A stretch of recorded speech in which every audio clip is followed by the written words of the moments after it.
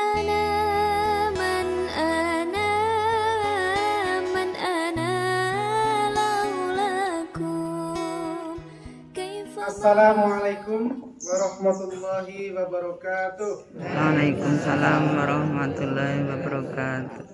Alhamdulillahi rabbil alamin. Wa bihi nasta'inu ala umuri dunya waddin. Wassalatu wassalamu ala asrafil anbiya'i wal mursalin wa ala alihi wa ashabihi ajma'in, amma ba'du.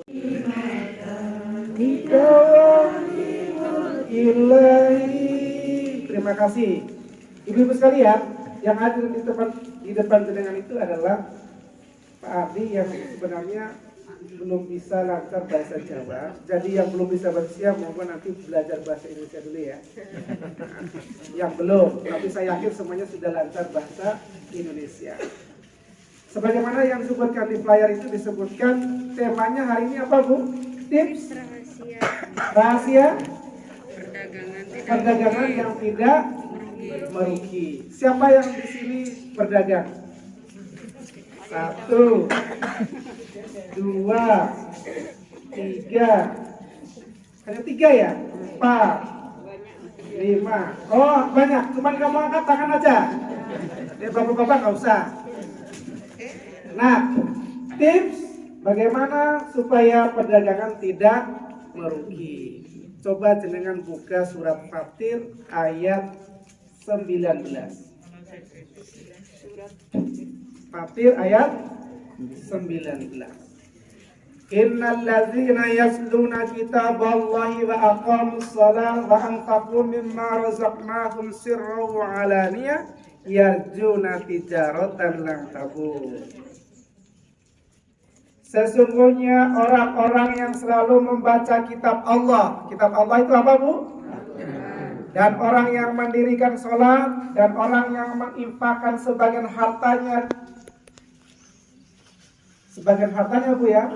Ya, yang Allah anugerahkan kepada mereka dengan diam-diam dan terang-terangan, yarjuna tijaratan lan tabur. Mereka itulah yang mengharapkan perdagangan yang tidak merugi. Sangkut ya, Bu?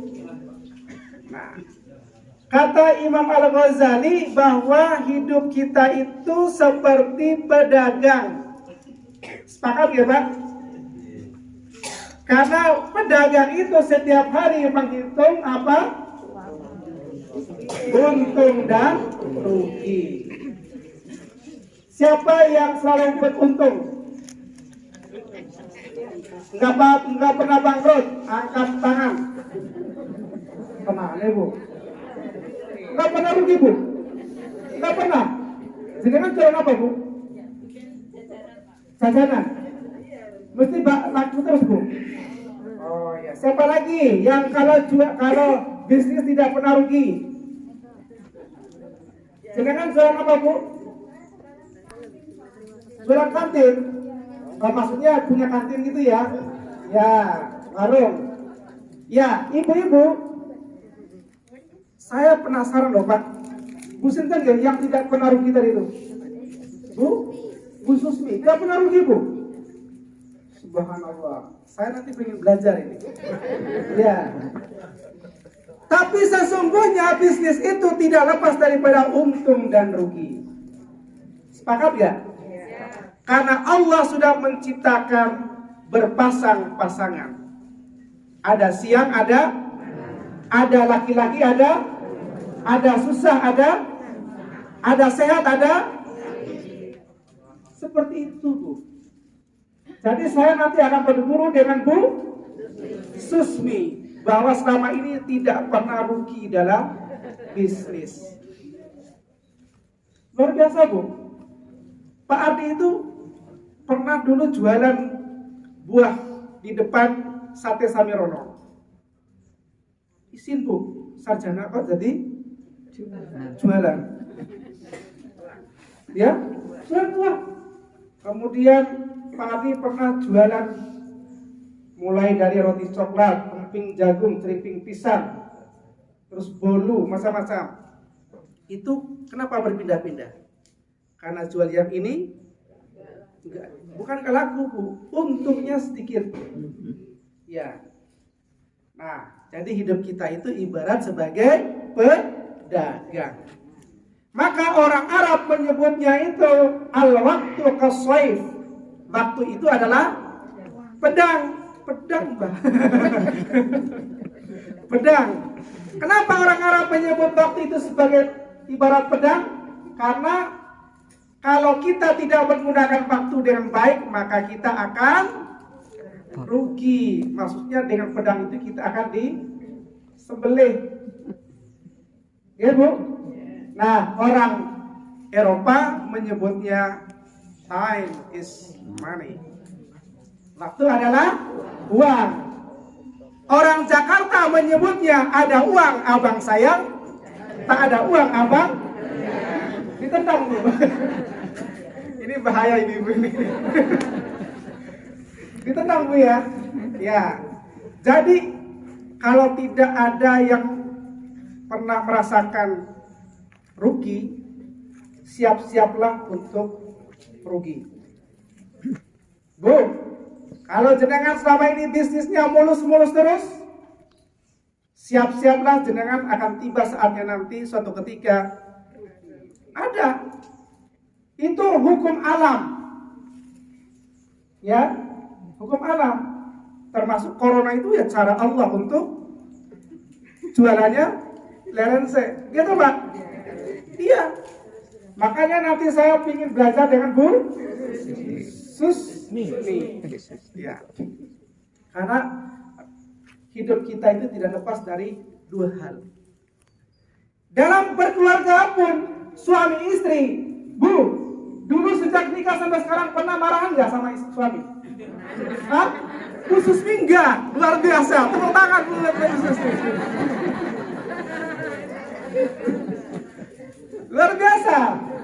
Jadi mulai dari bulan madu sampai sekarang bahkan sudah punya cucu, saya yakin seyakinnya mesti pernah sekali atau lebih marahan sama suami dan istri. Kecuali Bu Susmi. Dia nemu badan Bu? Nah nggak pernah itu ya, kepenaan Bu. Masa hidup kok nggak ada ujian? Karena itu adalah bentuk daripada ujian. Jadi kalau bisnisnya lagi sedang menurun, bahkan bangkrut, sampai-sampai bank mau, apa Bang? Ah ini Pak Hasto kan ya pengalaman di Bank BRI gitu. Saya Pak pernah ngalamin hampir, tapi ternyata ya hampir Pak, hampir. Saya pernah berhubungan, sampai sekarang masih berhubungan dengan bank, dan saya sudah niat supaya cepat-cepat jangan berhubungan dengan bank. Berhubung karena Pak Hasto sudah pensiun kata. Kenapa Bu? Enak Bu kalau hidup itu kita tidak punya hutang. Enak. Tapi tidak semua orang tidak punya hutang, karena Rasulullah menyampaikan kepada kita semua ini bahwa hak muslim terhadap muslim yang lain itu apabila berhutang maka hutangilah. Gitu Pak? Ya enggak? Jadi kalau tetangga itu mau ngutang harus ngutangi Bu. Yang putih dibayar. Hah? Kalau ada Bu, kalau ngutangi sewu beras sekilo boleh nggak?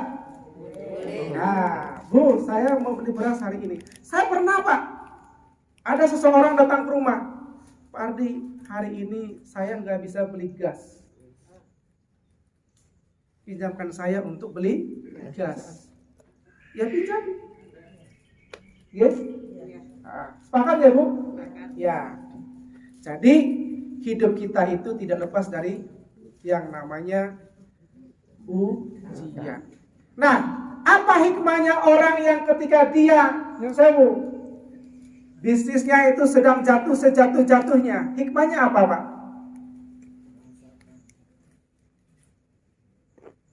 Kan ada orang begitu sudah punya kesusahan datang ke tetangga, datang ke Bu Susmi ya, Bu Susmi, boleh nggak aku pinjam uang?